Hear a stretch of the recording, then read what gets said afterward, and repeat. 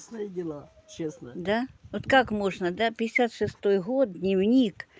Да дело не в этом, а в Из-под том, что... обломков дома сгоревшего приехал к нам наши друзья, Шурик со своими близкими людьми, вытащили картины, спрятанные в подвале, вытащили рукописи, привезли много. И вот мама смотрит, а я сейчас покажу еще целый кузов картин привезли, которые спасены.